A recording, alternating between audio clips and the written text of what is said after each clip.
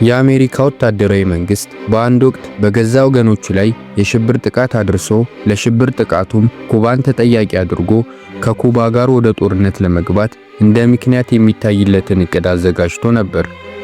ይህ ክስተት ለሴራ ፊልም ይዘት ይሆናል ተብሎ በደራሲ ምናባዊ ፈጠራ የተዘጋጀ ምናባዊ ክስተት አይደለም።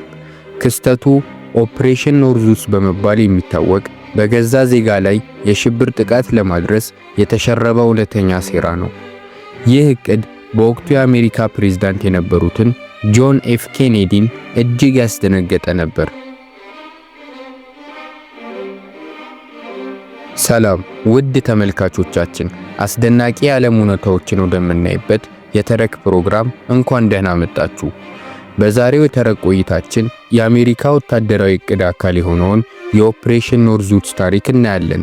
ይህ እቅድ ምን እንደሆነ፣ ለምን እንደተፈጠረና በምን ምክንያት ሳይተገበር እንደቆመ እናያለን። እስከ ተረኩ ማብቂያ ድረስ አብረውን ይዝለቁ።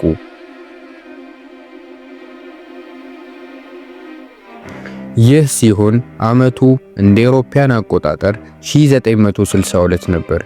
በዚያን ሰዓት ምድራችን በሁለት ጎራ ተካፍላ እጅግ በተፋፋመ የቀዝቃዛ ጦርነት ውስጥ ጥልቅ ብላ ነበር። በጊዜው የነበሩት ሁለቱ ኃያላን ማለትም ዩናይትድ ስቴትስ እና ሶቪየት ኅብረት ዓለም አቀፋዊ ተጽዕኖ ባለው የቃላት ውጊያ ውስጥ ነበሩ። በዚህ መሃል ከሶቪየት ኅብረት ጋር በመተባበር የምትታወቀው በፊደል ካስትሮ የምትመራው የኮሚኒስት ማኒፌስቶ መሪዋ ኩባ ነበረች። በዚህም ምክንያት የዩናይትድ ስቴትስ መንግስት ፊደል ካስትሮን ለማስወገድ እንዲሁም ኩባን በጦርነት ለማዳከም በጣም ፈልጎ ነበር። ነገር ግን ወታደራዊ እርምጃ ለመውሰድ በቂ ምክንያት ያስፈልጋቸው ነበር። የገዛ ዜጋ ላይ የሽብር ጥቃት ለማድረስ የተሸረበው የኦፕሬሽን ኖርዙስ እቅድ ለአሜሪካ ወታደራዊ መንግስት ለወታደራዊው እርምጃ እንደ በቂ ምክንያት ታየ።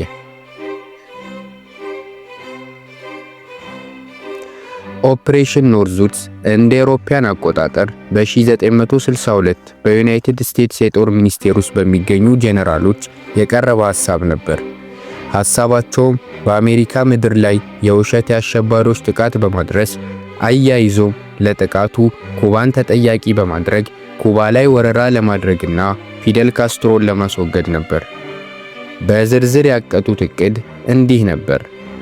የመጀመሪያው እቅድ የነበረው ሲቪል የአሜሪካ አውሮፕላኖችን መጥለፍ ነበር። በእነዚህ አውሮፕላኖች ላይ ጠለፋ የሚያደርጉት ማንም የማያውቃቸው ሰው አልባ የአሜሪካ አውሮፕላኖች እንዲሆኑ በማድረግ ጠለፋውን ያደረገችው ኩባ እንደሆነች ማስመሰል ነበር። ቀጣዩ እቅድ ደግሞ የአሜሪካ ከተሞችን በቦምብ ማፈንዳት ሲሆን ይህም በተመረጡ የአሜሪካ ከተሞች ላይ ቦምቦችን በመቅበር ኩባን በቦምቡ ፍንዳታ ምክንያት ለሚፈጠረው ግርግር ተጠያቂ ማድረግ ነበር። ሶስተኛው እቅድ ደግሞ በሰላዮች አማካኝነት የኩባ ስደተኛ ጀልባዎችን ከነተጓዦቹ ማጥቃትና ለጥቃቱ የኩባውን መሪ ፊደል ካስትሮን ተጠያቂ ማድረግ ነበር።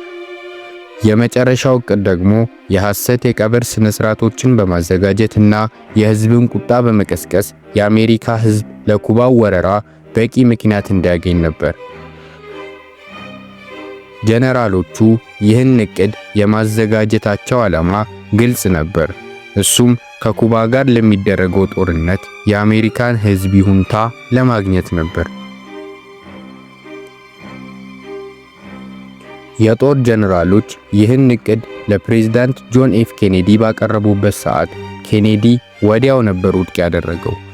ፕሬዝዳንቱ ለፖለቲካዊ ጥቅም ብሎ የንጹሃን ዜጎቹን ህይወት አደጋ ላይ መጣል አልፈለገም ነበር።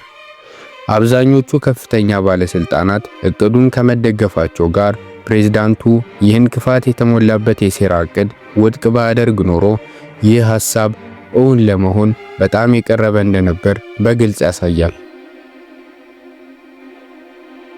ፕሬዝዳንት ጆን ኤፍ ኬኔዲ ኦፕሬሽን ኖርዙስን ውድቅ ካደረገ በኋላ በእሱና በወታደራዊ መሪዎች መካከል ያለው ውጥረት እያደገ ሄደ። አንዳንድ የሴራ ሐሳቦች ኬኔዲ ከእንደዚህ አይነት እቅዶች ጋር አብሮ ለመሄድ ፈቃደኛ ባለመሆኑ እንደ አውሮፓውያን አቆጣጠር በ1963 በሰው ለመገደሉ አስተዋጽኦ አድርጓል ብለው ይከራከራሉ። ኦፕሬሽን ኖርዙስ አንዳንድ መሪዎች ግባቸውን ለማሳካት ምን ያህል ርቀት እንደሚሄዱ ያሳያል። በተጨማሪም በመንግስት አስተዳደር ውስጥ ሚዛናዊነት አስፈላጊ እንደሆነ አጉልቶ ያሳያል። ከዚህ አለፍ ሲልም ኦፕሬሽን ኖርዙትስ ማንኛውም መሪ ስልጣኑን አላግባብ ጥቅም ላይ መዋል እንደሌለበት የሚያሳይ ባለፈው ታሪክ ውስጥ ያለ ክስተት ነው።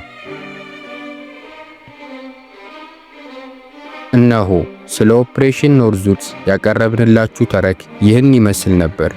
ውድ ተመልካቾቻችን አሁን ባለንበት ወቅት እንደዚህ ያለ በገዛ ዜጋ ላይ የተሸረበ የተንኮል ሴራ ሊከሰት ይችላል ብላችሁ ታስባላችሁን?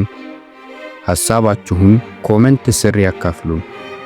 ይህንን ተረክ ከወደዳችሁት ላይክ ማድረግ እንዲሁም ለምትወዱት ማጋራቱን አይርሱ። የቻናላችን ይዘት ከተመቻችሁ ሰብስክራይብ የሚለውን ከነደውሉ በመጫን ቤተሰብ ይሁኑ። ለቆይታችሁ እናመሰግናለን።